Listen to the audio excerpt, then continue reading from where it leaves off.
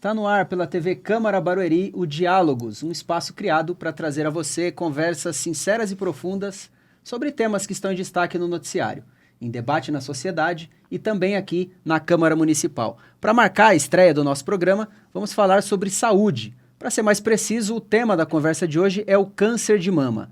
Ele é o tipo de câncer mais comum entre as mulheres no Brasil, com cerca de 74 mil novos casos todo ano. A boa notícia é que as chances de cura podem ultrapassar os 95% quando descoberto no começo. Você deve estar vendo aí no canto da sua tela um laço rosa.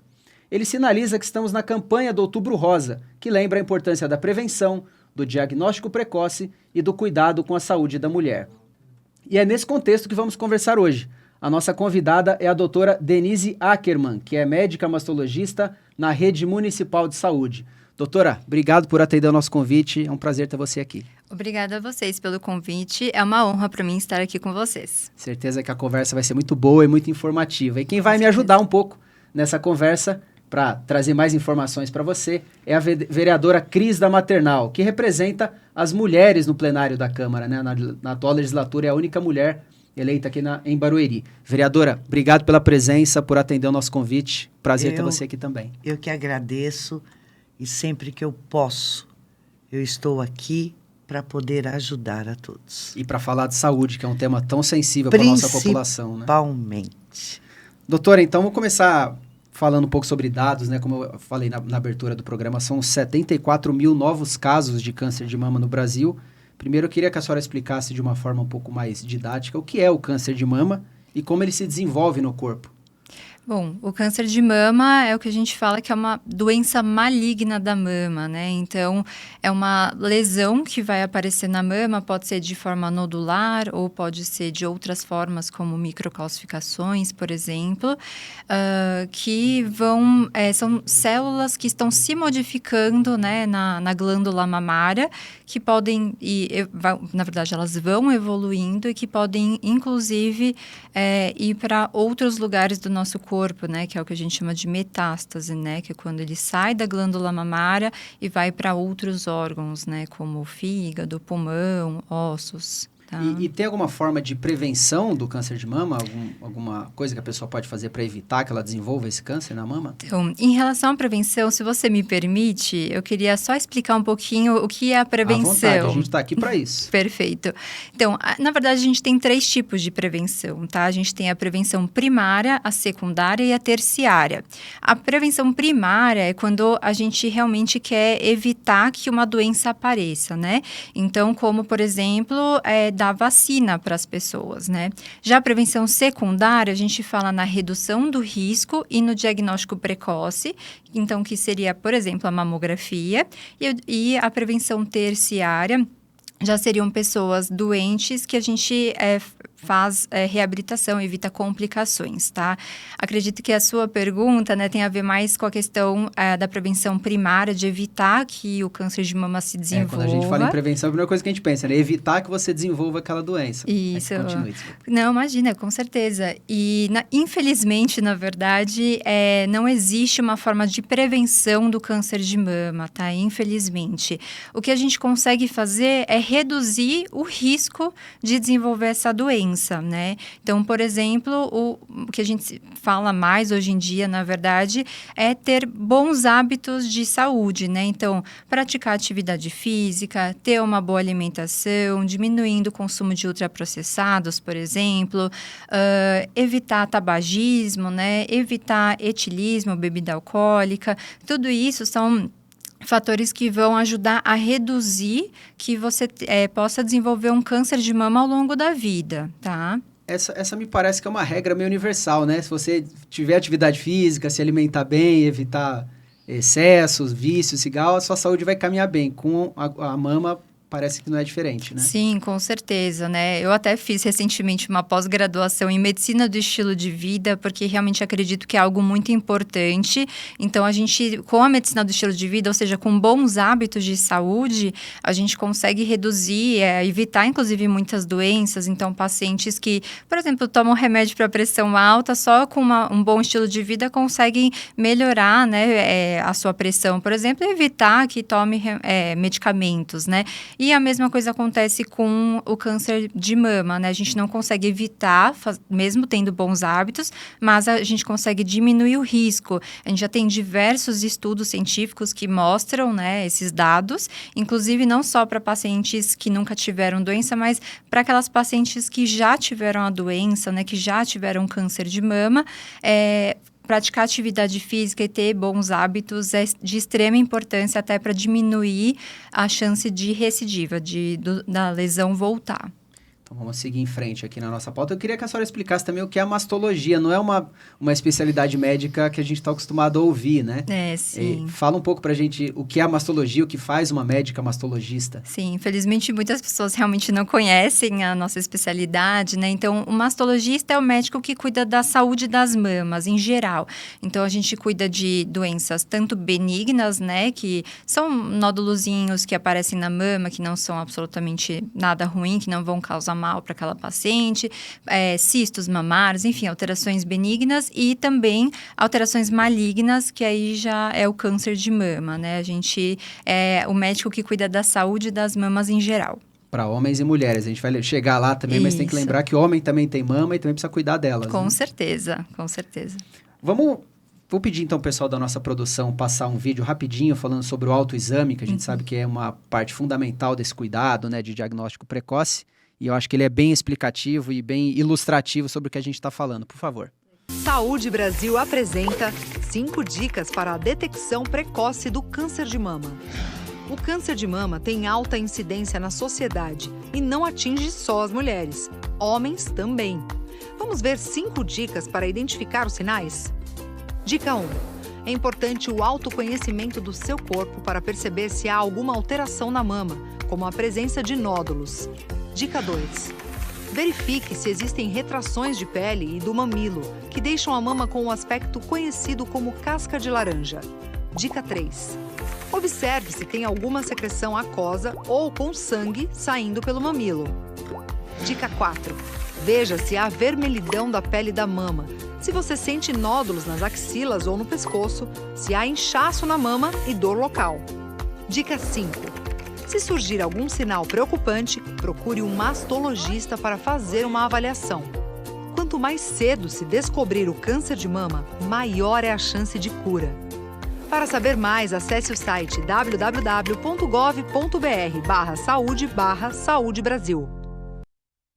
Tá aí nosso agradecimento, inclusive ao pessoal do Ministério da Saúde que nos fornece esse vídeo. Bastante explicativo, ilustrativo e fácil de entender, né, doutora? Nossa, com certeza. Muito bacana esse vídeo. Agora, a vereadora Cris da Maternal tem uma pergunta para a doutora, por favor. Doutora, prazer recebê-la aqui, viu? Muito obrigada, e vereadora. Poder somar e estar nessa luta constante contra o câncer de mama. Doutora, de quanto em quanto tempo devemos fazer esse exame para prevenir? Então, vereadora, quando a gente fala do autoexame, né, ou seja, a própria paciente fazer um exame físico das suas mamas, né, olhar no espelho, se apalpar e tudo mais, a gente indica que se faça uma vez por mês, tá? É importante só relembrar que o autoexame ele não substitui os exames de imagem como a mamografia, tá?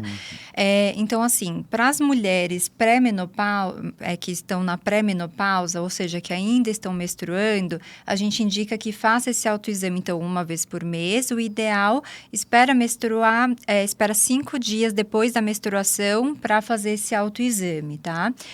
Porque as mamas vão estar menos inchadas e menos doloridas.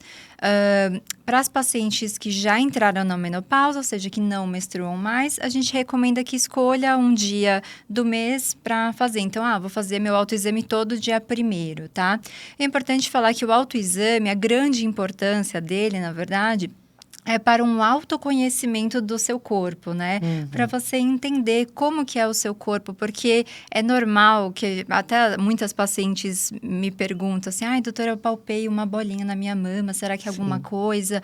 E não, gente, a mama, ela não é um órgão liso, né? Tem as suas rugosidades, então é normal você palpar algumas bolinhas, às vezes, né? E isso é importante, você todo mês fazer a sua palpação, entender como que é o seu corpo, né? Para se aparecer algo diferente, você saber que aquilo não é habitual, né? Não estava presente no mês anterior, por exemplo. Sim. Tá? Isso é o autoexame, né? Isso. E uma mamografia, doutora? Sim. Deve se fazer de quanto em quanto tempo? Então, a mamografia, a gente recomenda que se faça, a princípio, uma vez por ano, tá? Lógico que dependendo do resultado do exame, pode ser que seja necessário repetir, por exemplo, de 6 em 6 meses. Já falando na mamografia, então, é o grande exame, né, para diagnóstico aí de câncer de mama precoce, né? A gente recomenda que faça a partir dos 40 anos de idade, e até cerca de 74, ou a depender da expectativa de vida do paciente. Eu acho que, inclusive, não sei se vocês querem comentar, a gente teve uma grande vitória aí, né, principalmente para todas as mulheres brasileiras, com a alteração da recomendação de idade pelo Ministério da Saúde. Sim, Isso foi recente, né? No fim de setembro veio essa orientação do Ministério. Exatamente. É uma grande vitória para todas nós, né? Sim. Então, antes o Ministério da Saúde recomendava a mamografia a partir dos 50 anos até os 69 anos, tá? E bianual, ou seja, a cada 2 anos. A Sociedade Brasileira de Mastologia já há anos recomenda, na verdade, que se faça a mamografia a partir dos 40 e uma vez por ano. Então, é o que eu recomendo que as mulheres façam. Mas ter essa orientação dentro do SUS faz toda a diferença, né? Para quem não tem acesso à medicina privada. Com certeza, toda a diferença, porque infelizmente cada vez mais a gente tem diagnosticado câncer de mama em mulheres jovens. Voltando um pouquinho no autoexame para a gente encerrar e poder passar outros assuntos, inclusive a mamografia, que a gente vai falar mais, eu tenho 2 dúvidas aqui. Primeiro, a partir de que idade uma mulher, ou um homem, no caso também, devem começar a fazer o autoexame? A gente falou do período da pré-menopausa, depois do pós-menopausa, mas as mais jovens devem começar a ter esse cuidado com a mama a partir de que idade? Sim, a princípio a partir dos 18 anos, já é uma idade bem legal para começar a fazer esse autoexame, ter esse autoconhecimento do corpo, né? Na verdade, assim, não tem uma idade definida, tá? Que a gente realmente fala, não, a partir de tal idade precisa fazer o autoexame. Mas a partir dos 18 é uma idade bem bacana para fazer esse autoexame, lembrando, uma vez por mês. E para nós homens, eu sei que a gente tem fama de não cuidar muito bem da saúde. Fama não, são dados, né? Infelizmente, nem todos os homens cuidam da saúde como deveriam.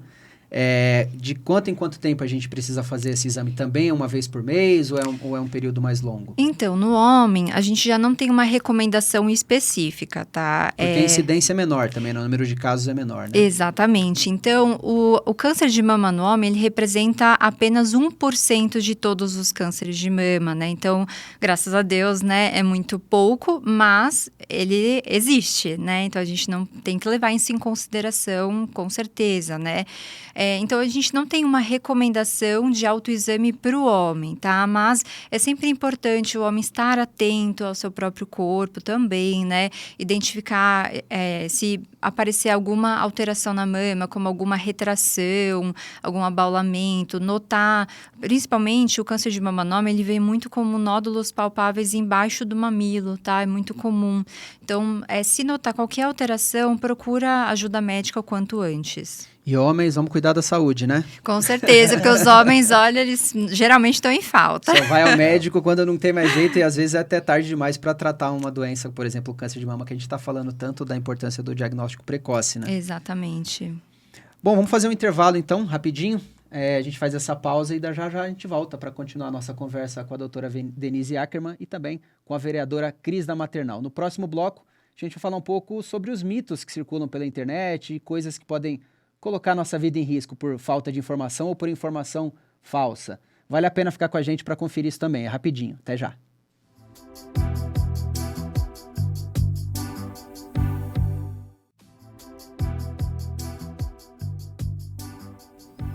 De volta com o programa Diálogos, hoje falando da campanha do Outubro Rosa e da importância do diagnóstico precoce do câncer de mama, doença que atinge cerca de 75 mil pessoas todos os anos no Brasil. Comigo estão a vereadora Cris da Maternal, me ajudando aqui nessa conversa, e a doutora Denise Ackerman, que é médica mastologista, especialista no assunto. Muito boa conversa, vamos retomar agora aqui nesse segundo bloco. Como eu falei no encerramento do primeiro bloco, a gente vai falar um pouco sobre fake news, né? Sei que ainda tem muita mentira que é espalhada por aí, pela internet. Algumas são espalhadas desde antes da internet, né? Que a gente ouvia essas conversas. E eu queria repercutir alguns aqui com a senhora e que a senhora comentasse, falando se isso é verdade, se é mito, se realmente é mentira.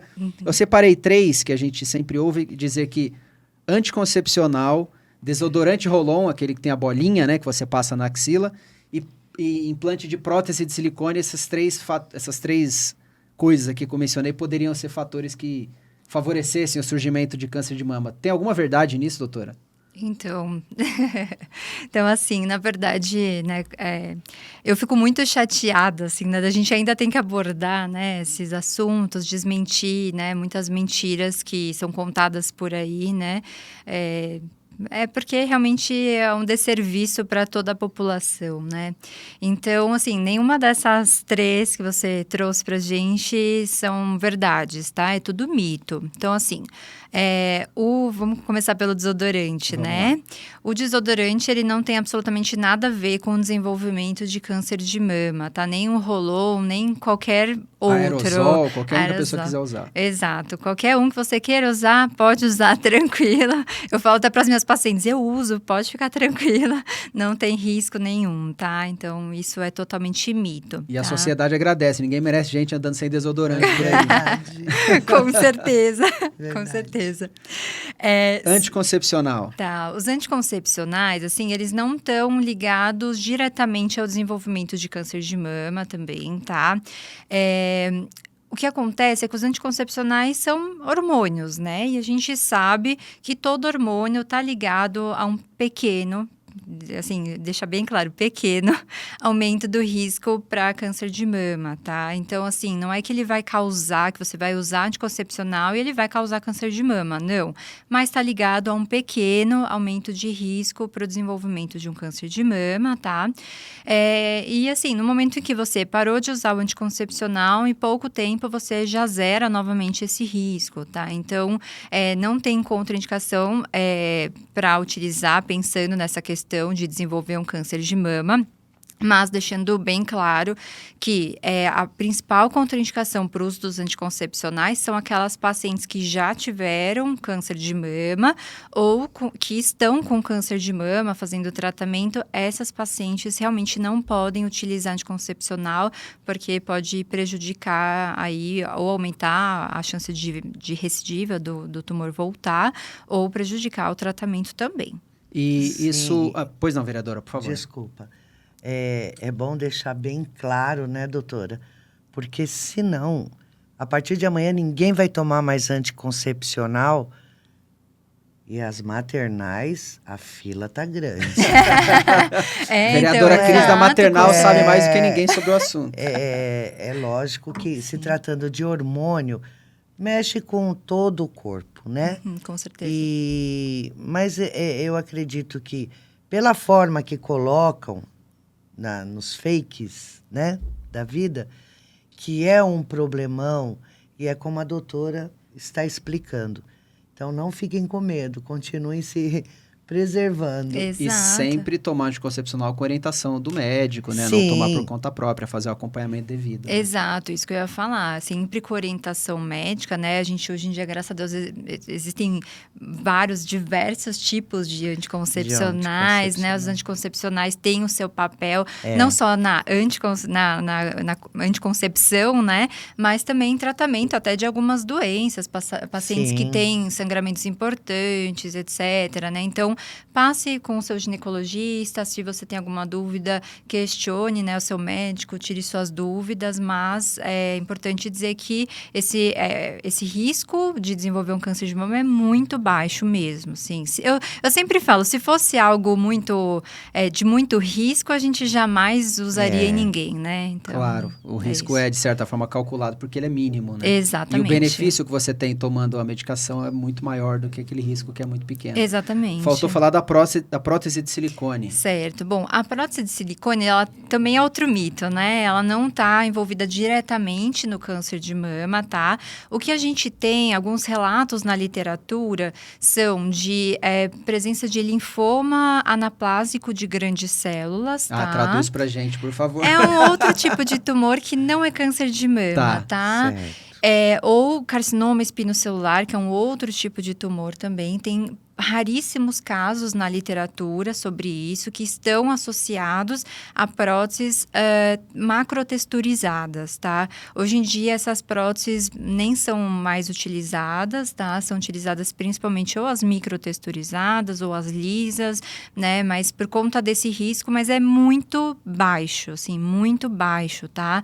Então, assim, a prótese por si só, ela não vai causar câncer de mama, tá? Ela tem raros casos desses tumores que eu falei, mas é muito pouco mesmo. Tá? E pro autoexame também não muda nada? Quem tem prótese consegue fazer a avaliação também? Consegue normalmente, inclusive fazer mamografia, ultrassom, tudo que for necessário consegue fazer, tá? Por quê? Porque a prótese, ela tá sempre embaixo da glândula mamária, né? Ela vai ser sempre colocada ou embaixo da glândula ou embaixo do músculo, tá? Então, a glândula mamária vai sempre ficar por cima, o que não atrapalha em nada fazer o autoexame ou os exames de imagem, né? Inclusive, se você me permite, Por favor, o espaço é seu, doutora. Queria até falar, que eu acabei de lembrar desse mito também, né? Que paciente com prótese não pode realizar mamografia, né? Isso é clássico, assim. É mentira, tá, gente? Pode sim e deve realizar, né? Lógico que com a indicação do médico, né? Aquelas mulheres a partir dos 40 anos, devem, sim, realizar mesmo com prótese. Então, a prótese não vai estourar, não vai acontecer nada de ruim. É só sempre importante você avisar, né, o profissional que for realizar o exame que você tem prótese, porque precisam fazer algumas manobras adicionais para conseguir enxergar um pouquinho melhor a mama, tá? Doutora, muitas pessoas comentam e eu acho que é muito bom a gente estar esclarecendo nesse momento aqui desse bate-papo gostoso, né? Com alguém que entende do assunto. Eu estou aprendendo muito com a senhora, Que viu? bacana, ficou feliz. O câncer de mama, ele é hereditário? Tá, eu adoro falar sobre isso também. Então, é uma dúvida de muitas pessoas. Muito legal você trazer isso, vereadora. Então, assim, a maior parte dos cânceres de mama, eles não são hereditários, tá? Então, de cerca de 90% a 95% dos casos, eles são, que a gente fala, esporádicos, né? Ou seja, eles vão acontecer porque eles iam acontecer, tá? Não tem essa relação genética hereditária. E apenas de 5 a 10% dos casos tem essa relação genética, né? Então, muitas pessoas acham que, é porque eu não tenho história na família de câncer de mama, então eu não tenho risco. Isso é mentira. Deixa de se cuidar. Exato, exatamente. Isso é totalmente mentira. Mas o contrário também vale, desculpa, vereadora, rapidamente, só pra gente não perder o gancho. O contrário também vale a pessoa que tem histórico, precisa ter um pouco mais de cuidado na prevenção? Com certeza, tá? A gente vai avaliar, né, todo o histórico, tanto pessoal quanto familiar dessa paciente. Tem alguns cálculos de risco que a gente consegue fazer, com alguns modelos matemáticos, um negócio bem bacana, para determinar se essa paciente tem um alto risco para desenvolver um câncer de mama. Nessas pacientes, a gente inicia o rastreamento antes. Então, como eu falei lá atrás, né, a indicação de mamografia de rastreio a partir dos 40 anos, mas nesses casos em que as mulheres são consideradas de alto risco pela história familiar e tudo, elas começam a fazer a mamografia aos 30 anos, tá? A gente começa esse rastreamento antes e a gente costuma associar outros exames também, como, por exemplo, a ressonância. Porque, assim, a maioria das consultas, a primeira pergunta que o médico faz você tem caso de câncer na família? E então isso se expande de uma certa forma que acham que é hereditário. Que é quase automático. Que é automático. E, na verdade, é uma pequena porcentagem, né? E tem que ser estudado.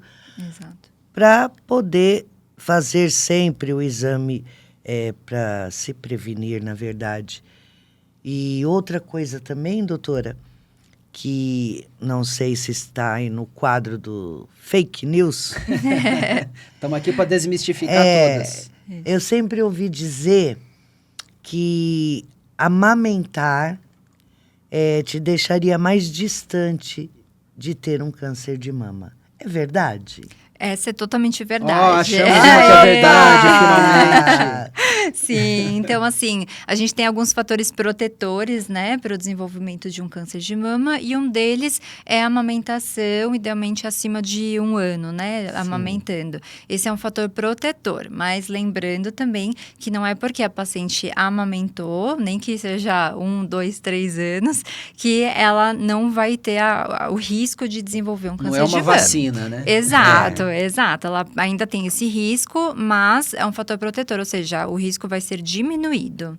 Certo. Bom, que bom que a notícia verdadeira era boa, né? Que amamentar, que a gente Ufa! sempre incentiva tanto. A gente teve, inclusive, esse ano a campanha do Agosto Dourado, que Legal. incentiva a amamentação. Sim. Que bom que a notícia verdadeira era essa, né? Com certeza. Eu vou pedir agora para o pessoal da nossa produção colocar aqui na tela, para a gente falar um pouquinho de lei, né? A gente está aqui na TV Câmara, no Poder Sim. Legislativo, e tem algumas iniciativas, tanto municipais aqui em Barueri, como federais, que tratam do câncer de mama de alguma forma. Eu vou pedir para colocar aqui no nosso telão, Ok. para a gente acompanhar. Temos aqui em Barueri 2 leis municipais, uma de autoria do ex-vereador Júnior Munhoz, saudoso vereador Júnior Munhoz, Sim. que instituiu a campanha do Outubro Rosa em Barueri. Então, de certa forma, se esse programa está indo ao ar agora por conta da campanha, a gente deve isso em parte ao trabalho que o vereador fez lá, 11 anos atrás, em 2014. Verdade. E mais recentemente, o vereador Cascata, que é atual vereador ainda, criou a Pedalada Rosa, que é uma atividade dentro da campanha do Outubro Rosa.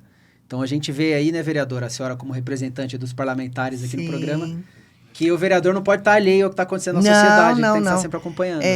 Inclusive, a gente participa de muitos projetos, eu como à frente, que estou, né, da classe feminina, nós temos a Caminhada Rosa, também, que sai da Secretaria da Mulher, que faz um trabalho maravilhoso, até com pacientes que se cuidam, né, que estão passando por esse cuidado já com câncer e de todo um acolhimento. Então, nós temos bastante, doutora, assim, projetos que buscam a atenção de todos, né? Inclusive dos homens, né? E eu acho, assim, que os homens têm que estar ali de mão dada com suas esposas, com suas mães, com suas filhas, incentivando, sim, a se cuidarem. E eles também têm que se cuidar. Isso, inclusive, é um problema que a sociedade tem, né? Muitos homens abandonam suas parceiras durante Sim. no diagnóstico, durante o tratamento. Muito. Passa a ser uma carga emocional ainda maior para quem está lidando com aquela doença, né, doutora? Ai, com certeza, é uma tristeza isso, assim. Infelizmente, no meu dia a dia, eu escutei diversas histórias nesse sentido. E o que a mulher mais precisa nesse momento, o que é um dos momentos mais difíceis que ela está passando na vida dela, é do apoio, né? De quem está do lado dela, né? Seja do marido, Sim. dos filhos, da família em geral, dos amigos, né? É isso. Então, mais um puxão de orelha nos homens aí. É. Cuidem das suas parceiras, permaneçam ao lado delas, né? Com certeza. Então, vamos avançar um pouquinho. Agora temos Vamos. também leis federais que tratam do tema, né? Lá de 2008 tem uma que estabelece o direito à mamografia a partir da puberdade. Essa lei originalmente era a partir dos 40 anos, o direito, né? Diferente do que a gente falou sobre a recomendação médica. Sim.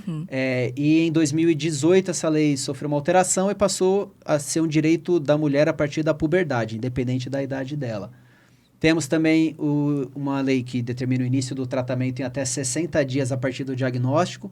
Essa acho que é fundamental, né, doutora? Quanto antes você começa esse tratamento, maior a chance de recuperação da paciente, né? Com certeza, né? A gente não tem tempo a perder com esse diagnóstico, né? Então, no momento em que você diagnostica um câncer de mama, quanto antes você iniciar o tratamento, maiores são as chances de cura, né? Então, se a gente descobre o câncer no início, como você falou lá no comecinho do programa, né? As chances de cura são muito altas, aí acima de 95% dos casos, né? Então, a gente realmente não tem tempo a perder. Essa lei é de extrema importância. E a gente sabe dos desafios, né, da saúde pública, atender um sistema público que dê conta de atender 200 milhões de pacientes não é fácil. Acho que talvez só o Reino Unido chegue próximo do que a gente tem no Brasil, que é o SUS, né, no mundo inteiro. Sim. Mas essas leis ajudam a garantir direitos dessas pessoas, né? Por mais que seja desafiador, às vezes, cumprir com essa lei, Sim. mas é importante que ela exista para que essas pessoas possam lutar por esses direitos também, né? Ah, com certeza. Infelizmente, o que a gente vê, né, principalmente no âmbito do SUS, né, muitas vezes um diagnóstico não tão precoce quanto a gente gostaria, né? Isso é uma grande tristeza. Muitas pacientes, por medo mesmo, vão deixando, não muitas vezes por falta de oportunidade de fazer exame, porque a oportunidade todos nós temos, né? Mas o medo mesmo, né, do diagnóstico. Mas eu falo para elas, assim, não tem como você fugir, né? Assim, o importante é realmente você começar o seu tratamento o quanto antes, né? Acho que é o mais importante. Agora, o que me chamou bastante atenção nessas 3 leis que a gente pensou é que uma fala do antes, né, que é o direito à mamografia, o outro é o durante, que é o tratamento do diagnóstico, e tem uma lei que fala do depois também, que é o direito à reconstrução de mama. E como isso é importante para uma mulher, né? Não só para a autoestima dela, mas quase que uma reinserção na sociedade depois de um tratamento tão duro como é o do câncer de mama, de um diagnóstico tão difícil de receber, né? Com certeza, nossa, essa lei é maravilhosa, assim, né? Eu sou super fã dessa lei, inclusive, porque nós, né, que somos mulheres, sabemos o quanto a mama representa, né, para a mulher, né? Sim. Então, assim, como a gente estava falando, né? Infelizmente, muitos diagnósticos acabam não sendo tão precoces, né? Lógico, depende muito do subtipo, da doença, tudo. Mas se a gente precisar iniciar o tratamento por cirurgia e essa lesão estiver grande, muitas vezes essa paciente não vai conseguir fugir da mastectomia, né? Que é a retirada completa da mama, né? E a reconstrução é de extrema importância para essas pacientes, né? Porque imagina, né? Você já está passando por um momento de fragilidade com o diagnóstico de câncer, e aí você se vê reta. Mutilada, né? Exato, mutilada. Não tem outra palavra. Exato, sem a sua mama. Então, a reconstrução é de extrema importância nesses casos, e é muito bacana essa lei que garante. E como avançamos, né, doutora? Porque a minha avó, por parte paterna, ela teve câncer, nós estamos falando de um acontecimento há quase 50 anos atrás. E eu me lembro desta imagem de ela limpando aquilo, vazando, ela com fraldinha, muita dor, na cama. Não se pensava em tirar. Tinha que ficar cuidando daquela secreção.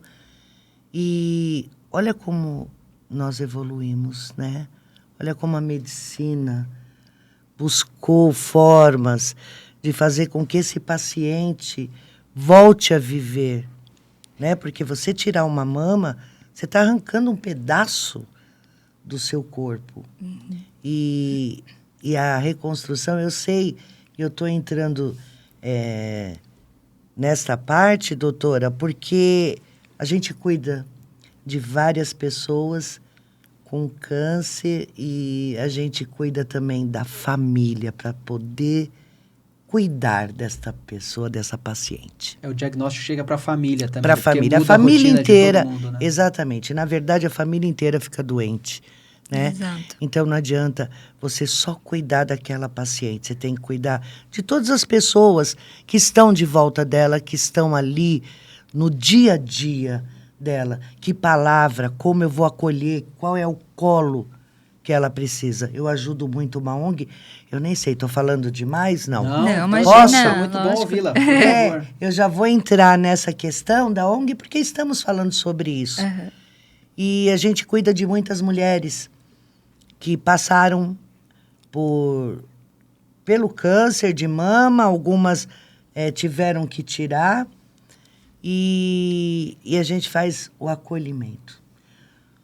O maior e melhor remédio quando a gente se depara com alguém assim é o amor, gente. É o acolhimento. Então, a gente cuida da família, a gente leva essa paciente para São Paulo toda semana. E, geralmente, eu costumo colocar, assim, um motorista, alguém da família, porque a família não pode abandonar, ela tem que ter aquela responsabilidade, e alguém do meu grupo, da ONG, para ir aquele percurso todo, e fazendo palhaçada, buscando alegria, tratando como se fosse assim, que ela fosse para um lugar muito legal. Porque elas saem de casa já, nossa, de novo, uma quimioterapia. É desgastante para o paciente, né? É muito desgastante. Completamente. Elas voltam acabadas. Então, eu sempre coloco, assim, um doutor da alegria junto nesse carro. Uhum. E logo na semana posterior, eu faço questão de ir lá tomar um café, levar um bolinho debaixo do braço e falar, olha, semana que vem temos que ir de novo, tá, meu amor? Não desista de viver. É importante esse acompanhamento e não faltar sessões de químio, né, doutora? É fundamental. Sim, com certeza, né? O tratamento ele tem que ser completo, Sim. né? Eu acho que eu já peguei pacientes, assim, com a devolutiva, assim, não, mas eu não vou tratar, porque Deus vai me tratar, Deus vai me curar.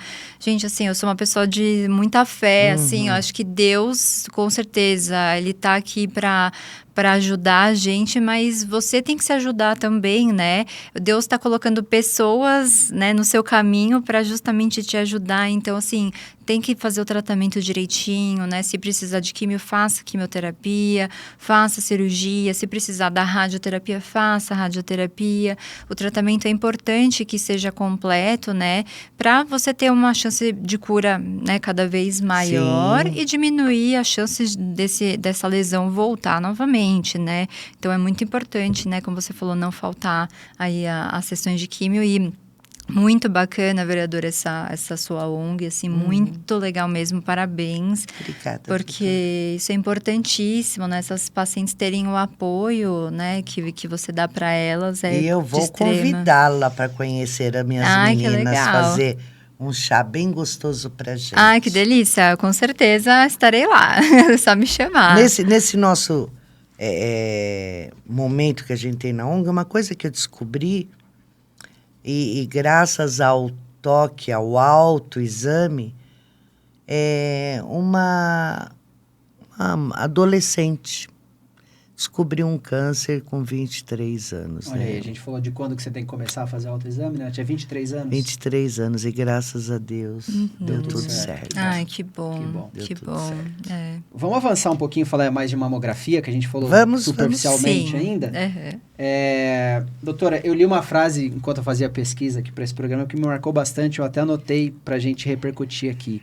Ela disse que a mamografia encontra o que o toque não sente. Acho que a senhora já falou um pouco isso no autoexame, mas aí vem a pergunta, né? Da frequência que se deve fazer uma mamografia e o principal, de quem é a iniciativa? Quem decide que tem que fazer uma mamografia? É o médico ou é o paciente? Então, assim, né, como a gente falou, o recomendado mesmo é que se faça a mamografia a partir dos 40 anos, se você não tiver uma história familiar importante, como a gente já falou anteriormente, se a paciente tiver uma história familiar importante, iniciar antes, né, o recomendado a partir dos 30 anos, o ideal é fazer uma vez por ano, tá? Então, não precisa necessariamente do médico para você ir em busca e fazer esse exame. Lógico que no SUS você vai precisar do pedido e tudo, então... Do encaminhamento, exato. O médico clínico da UBS pode fazer essa solicitação, o ginecologista do posto pode fazer essa solicitação. Na verdade, qualquer médico pode fazer essa solicitação porque faz parte do exame de rotina que aquela mulher precisa fazer, né? E essa frase que você falou é super interessante porque é isso, né? A gente, lógico, o autoexame é muito importante, né? Mas a gente tem que tomar um pouquinho de cuidado quando se recomenda ele, porque é isso, é o que a gente também falou lá atrás. O autoexame não substitui a mamografia, né? Por quê? Lesões muito pequenas, geralmente abaixo de 2 centímetros, 1,5, 2 centímetros, muitas vezes não são palpáveis, a gente não vai conseguir sentir essa lesão, né? Então, o que vai... conseguir mostrar que tem uma alteração lá que precisa ser melhor investigada, vai ser os exames de imagem, no caso a mamografia. Muitas vezes a gente precisa complementar com ultrassom de mamas também, né? Então, por isso que é tão importante aí estar sempre fazendo em dia com os seus exames. E não dá para negar que, eu imagino, né? Claro que não passei por isso, mas é um exame bastante desconfortável para a mulher, né? Mas a gente tem que pensar no benefício que ele traz, né? Que sempre acaba compensando, né? Com certeza. É legal a gente também abordar sobre isso aqui, né? Porque muitas mulheres, às vezes, deixam de fazer o exame por conta da dor mesmo, porque infelizmente é desconfortável.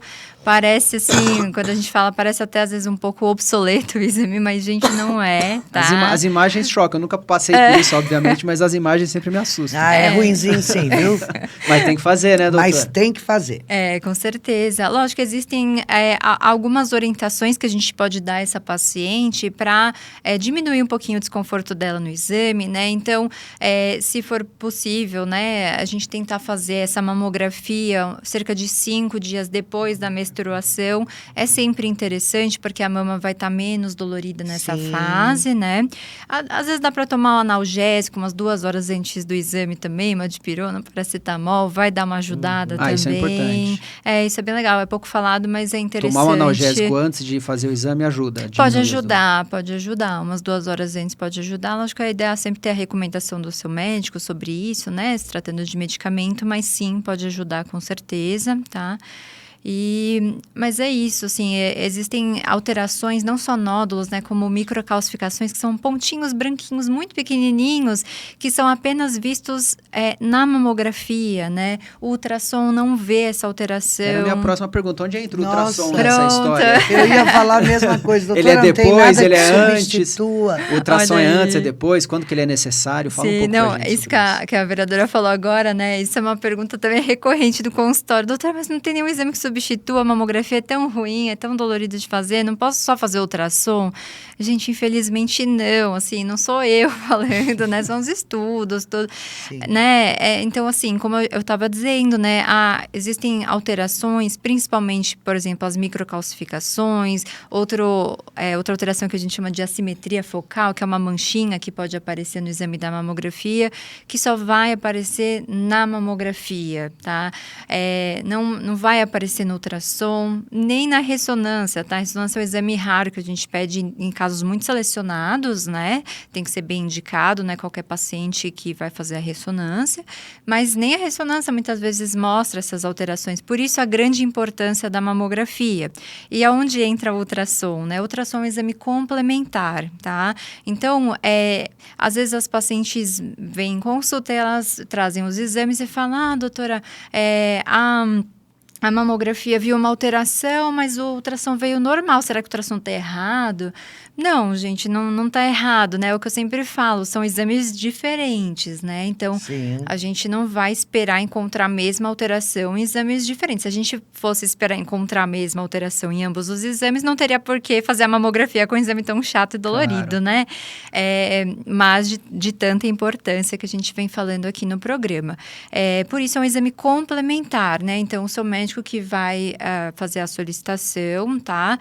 Então, pacientes que têm mamas mais densas, ou seja, elas têm mamas que têm mais glândula do que gordura, o ultrassom é de extrema importância para fazer uma complementação nesse diagnóstico, tá? Porque a mamografia pode deixar passar algumas coisinhas também, por isso que é tão importante fazer também exames complementares associados, lógico que sempre visto caso a caso. Tá. A gente já está encaminhando para o fim do programa, passa rápido o tempo, passa né? Tinha muito bastante rápido. coisa para falar, mas não vai dar tempo. Mas eu queria pedir, vereadora, a senhora, enquanto representante das mulheres no Poder Legislativo, faz um convite, ou melhor, faz uma convocação para as mulheres de Barueri, aproveitar a campanha do Outubro Rosa. A gente sabe que tem muitos lugares fazendo mamografia durante o mês. Aproveita, faz esse convite ou essa convocação para as mulheres de Barueri, por favor. Nós estaremos nas ruas convidando todas as mulheres. Nós estaremos na tribuna lembrando a todas as mulheres. Vocês, mulheres, são importantes na vida de todos nós, né? Ninguém veio ao mundo se não fosse através de uma mulher. Então, vamos nos cuidar. Vamos fazer esta mamografia. Não dói nada perto da dor de um câncer futuramente. Se nós podemos nos prevenir, certo, doutora? Com certeza. Se nós podemos nos prevenir, vamos à luta. Vamos lá. Na hora do banho, se tocar. Vocês sabem. Estão em todas as redes. vamos atrás, vamos nos cuidar. Nós somos muito importante na vida de várias pessoas. Pode vir me procurar, nós estaremos com um colo, com um abraço bem forte. Se você já está nessa luta, pode ter certeza que nós estamos aqui, os soldados da saúde, para te proteger. Muito bom, tá feito o convite aí. É isso aí. Então, vereadora, obrigado pela sua participação. Foi muito bom aqui me ajudar na condução do programa, conversar, ouvir uma especialista, como a senhora falou, a gente aprendeu muito. Eu, pelo menos, aprendi demais aqui no programa. Fantástico. Que legal, eu fico muito feliz. Obrigado mesmo pela presença. E, doutora, obrigado também por dividir com a gente seus conhecimentos, por encontrar um tempo aí na sua agenda para nos atender também. É sempre bem-vinda aqui. Obrigado. Muito obrigada. Posso fazer só uma palavra Por final? favor. Então, eu queria só dizer, né, que, assim, nós mulheres temos realmente, como a vereadora falou, a gente tem um papel muito importante na vida de muitas pessoas, né? E somos mulheres, somos trabalhadoras, somos mães, somos tudo, né? E o que eu vejo de muitas pacientes minhas, né, que às vezes falam, eu tive que cuidar de um familiar meu e eu acabei me deixando de lado. Assim, não se deixe de lado, porque para você poder cuidar do próximo, você tem que estar com saúde, você tem que estar bem com você mesmo em primeiro lugar.